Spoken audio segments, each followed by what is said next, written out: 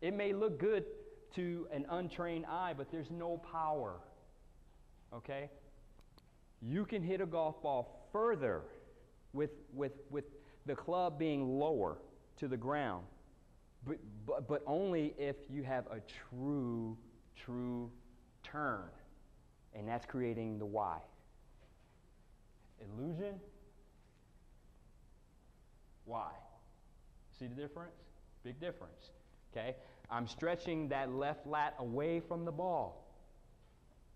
I know I'm going on 2 hours here, but I told you I have a lot to say. Okay, let's get to the X factor really quick. On the PGA Tour, okay, there are lots of different golf swings. We see Jim Furyk, right? Furyk loops it, but guess what? On tour, everybody is so close to the same position anatomically at impact. It's all about how we get here. And this is the K factor. This is the K. And the only reason why I call it a K is because of the shape that the body makes at impact. Okay? I have a picture here. Grab your packet really quick. Go to, is this the last picture, Jason? No. The second, third page. Okay, this page here, guys, we have 3 different shots. The bottom shot, number 4. If you were to look at that as the capital letter K, you see it? Yep. Okay? That's the letter K. See that? Mm-hmm. That's the letter K. I want you all to see it.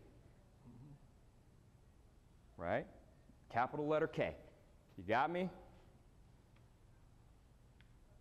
a backwards K. Yeah. Okay. It's a dyslexic K. See it?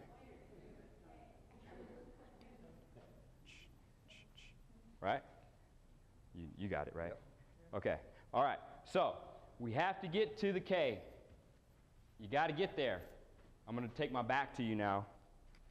Okay. So the only difference between impact and address is my left side of my body is getting taller and away from the ball. The right side of my body is smashing down to the golf ball. Remember when we talked about this, the right shin going down to the golf ball into impact? Not only is it my right shin that's going down, but it's my right hip, it's my right shoulder, and it's my long left arm, talking as a righty. Here, this is a K. Long, left shoulder, I'm extending on the left side of my body. Right side of my body is compressing down. Left side is getting out of the way to get up. Okay? So I go from address, Y factor, impact, K. Okay. So if you can get to those positions, you go get your golf clubs. I'm not suggesting that you do so right now, but if you have access to them, if you were to hit some balls right now, you will feel these positions and you will feel the club face and the ball jumping off your club face. Your dispersion tighter, more power with less effort and less wear and tear on your spine. Okay? Again, I'm stretching my lats, taking my armpits away or my shoulders away from my hips. These lat muscles are what you want to increase the flexibility, because this turns into this and not this. Okay?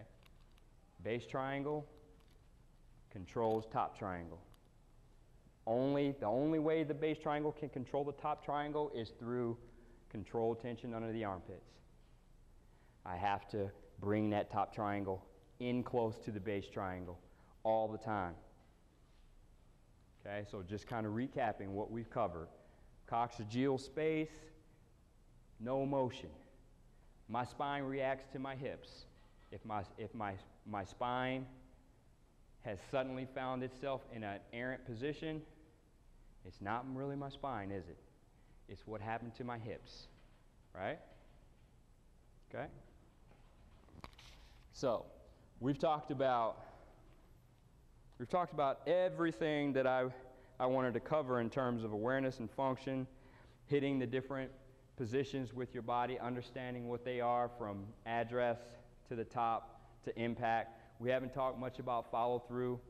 Follow through, if you guys can remember to follow through with a high shoulder, it's going to save your lower back. And what I mean by that is this. I have to turn my back to you. But you see golfers finishing here, right? My right shoulder is still much lower than my left shoulder. Speaking to my righties. Okay, this is really compressing the right side if you're getting any pain in the right side of your lower back. Okay, we can save that by finishing with a high right shoulder. Making sure I'm getting to my K, bringing the shoulder up and level, thereby saving my back. I'm not compressing that compartment anymore. Save your lower back that way. Okay, that's just a quick tip. Okay. Any questions? Any questions about the base triangle, top triangle, how to open up freedom in the thoracic spine, where SwingPlex is located? Okay. Understanding that spine position and ball flight, they go hand in hand. They really do. Not about your $1,000 driver, okay? You can pick up a Play It Again Sport $29 driver and hit it just as good. Now, I believe in technology. I play with a 4-year-old driver. I don't play with the newest driver, okay? I play with a 4-year-old driver, and I absolutely love it. I'm not thinking about, it's not broken, so I'm not going to fix it. I'll leave it alone, okay? In terms of technology, I love my rangefinder, but I depend on my body to control my ball flight. I don't feel I need the best equipment, okay? I also believe that knowledge and awareness of this type, along with a swing coach, can take your game to a completely different level. Understanding how to use your body, you get the best out of your equipment and your lesson package. That's another thing that we like to promote at SwingPlex. I believe in lessons, okay? But you'll get the most out of your lessons by understanding the most from your body. Get the most out of your equipment by understanding how to use your body. Otherwise, you know, your equipment is really, the potential of it is very, very limited. You know? That's all I have to share with you today. That's what we do at the SwingPlex Golf Fitness program. It's good for the body and it's great for the game. So what we do is we uncover what your individual unique limitations are and strengths, and we balance that, okay, so that you have the best function out of your new awareness of your body. So if you have hip pain, shoulder pain, back pain, we correct and rehab that. We do corrective rehabilitation, sport-specific programs, not just for golf, but to this audience, definitely that's what SwingPlex is geared for, is to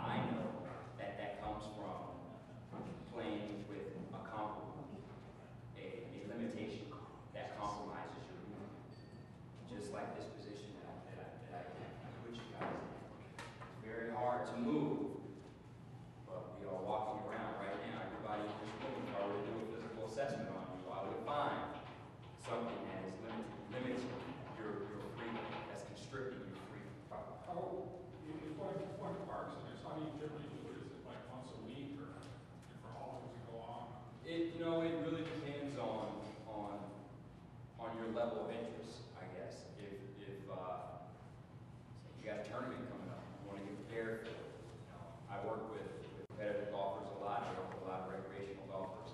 I see competitors once every 3 months if they're in season. I see competitors 3-4 times a week if they're out of season.